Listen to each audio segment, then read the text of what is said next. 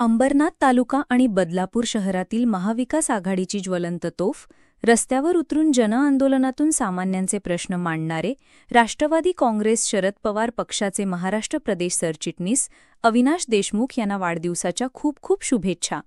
शुभेच्छुक राष्ट्रवादी काँग्रेस शरद पवार पक्ष ठाणे जिल्हा. बदलापूर पूर्व पनवेल रिंग रूट परिसरात कोट्यवधी बांधकामांच्या टोलेजंग इमारती उभारलेल्या आहेत आणि या टोलेजंग इमारतीच्या सावली आड अगदी 1 ते 1.5 किलोमीटर परिसरात कवठाची वाडी या कातकरी आदिवासींची वस्ती आहे.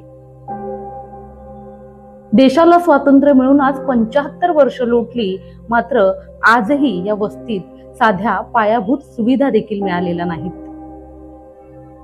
ही या देशाच्या मूळ निवासीच्या जगण्यामागची भयान यातना आहे आणि हे वास्तव बदलापूर शहर म्हणजे मेट्रो सिटी सारख्या थापा मारणाऱ्या प्रशासनाचा आणि राजकीय पुढारांचा बुरखा फाडण्यासाठी पुरेसा आहे.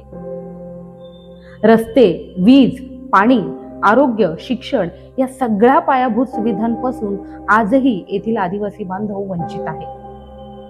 स्वातंत्र्याला 75 वर्ष लोटली, मात्र या वस्तीपर्यंत जाण्यासाठी आजही पक्क्या रस्त्याची सोय नाही. हाच कच्चा रस्ता आणि चिखल तुडवत हे बांधव वर्षानुवर्ष पायपीट करतात. त्यात वाडीच्या परिसरातील संपूर्ण भाग जंगलानं व्यापलेला आहे. या ठिकाणी ना आरोग्य केंद्र आहे, ना शैक्षणिक संस्था, ना वीज पुरवठा आहे, ना पाणी पुरवठा आहे. त्या स्थितीत जगण्याची सवय या आदिवासी बांधवांना लागली. त्यामुळं प्रशासनानं कधी यांच्याकडे लक्ष दिलेलंच नाही. शेती आणि मोल मजुरी हेच येथील लोकांच्या जगण्याचं साधन आहे.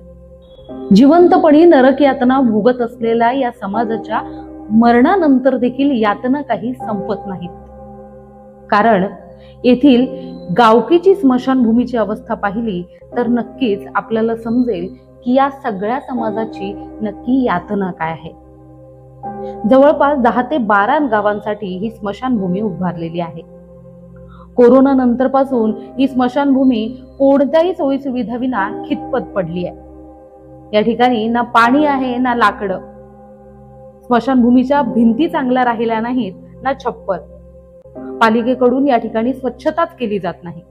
स्मशानभूमीतील फरशा उखडल्या आहेत, सरणावरील विटांचे बांधकाम तुटून पडले आहेत, भिंतींना मोठमोठे तडे गेले आहेत आणि अशातच आजूबाजूला स्वच्छता नसल्यानं जंगली प्राणी आणि भटक्या कुत्र्यांचा वावर वाढलाय. तर दिवसा ढवळ्या, नशेखोर आणि गरदुल्ल्यांचा अड्डा या ठिकाणी बनलाय. हे सारं काही आहे, समस्या इथेच आहेत, मात्र झोपेचं सोंग घेतलेल्या प्रशासनाला जाग काही येत नाहीये. निवडणुका आल्या की भोळ्या बाबड्या कष्टकरी बांधवांना भूल थापा देऊन त्यांची मतं घ्यायची आणि नेहमीप्रमाणे आपल्या आश्वासनांवर पाणी फेरायचे. कारण अशिक्षित राहिलेला आणि समाजाच्या मुख्य प्रवाहापासून लांब असलेला या आदिवासी बांधवांना आपल्या हक्कांसाठी अजूनही लढता येत नाही, हे या राजकीय पुढाऱ्यांना आणि प्रशासनाला चांगलंच ठाऊक आहे. त्यामुळे समाजातील या दुर्लक्षित राहिलेल्या घटकाला त्याच्या न्यायासाठी, त्याच्या हक्कांसाठी, त्याच्या अधिकारांसाठी कुठेतरी इतर समाजानं यांना स्वीकारलं पाहिजे, समाजाच्या मुख्य प्रवाहात यांना आणलं पाहिजे. 10-15 वर्ष झाले रोड नाहीये, कच्चा रोड आहे, जायला यायला त्रास आहे आणि मेन कंपनीचा त्रास आहे. मोठ्या मोठ्या गाड्या येतात जातात, पाईप वगैरे तोडतात, कोण लक्ष देत नाही, काही नाही. हा मोठा त्रास आणि धुळीचा त्रास आहे. कोणच येत नाही, कोणच म्हणजे कोणच नाही. तिथं थांबून मग इथं आतमध्ये खांद्यावरती येतात, काहीच नाही. असं कधी कधी येते, इथंच थांबते, आतमध्ये चालत जावं लागतं. पूर्ण खड्डे, रस्ता व्यवस्थित नाहीये ना कोई रिक्षा. हा, आणि आजपर्यंत कोणी मला वाटतं 100-200 घर आहेत आजपर्यंत. कधी आम्ही आता 15 वर्ष झाले कोणी असं नगरपालिकेचं आलंय असं कुणालाच माहित नाही. पाण्याचं तर किती वेळा आम्ही ते फिरल्यानंतर इथपर्यंत पाणी आलंय, ते पण व्यवस्थित येत नाहीये. हा, आतमध्ये पाणी आणि रोडचा खूप प्रॉब्लेम आहे. आता मागे बघतो आपण 10-12 लोक गावाची इथेच येतात आणि आल्यानंतर इथे बसा उठा जागाच नाही.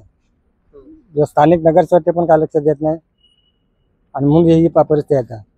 नाही रस्ता नाही, पाणी पण नाही. पाणी आता गेल्या वर्षी टाकले नाही. पावसामध्ये ते करायला लागतात. लाकडं जो आहे ते विकत घ्यायला लागतात आणि आता चालूच आहे. तर कधी कधी लगे इकडे नगरपालिका पण आले नाही, कोण साहेब इकडे येतच नाही कोण.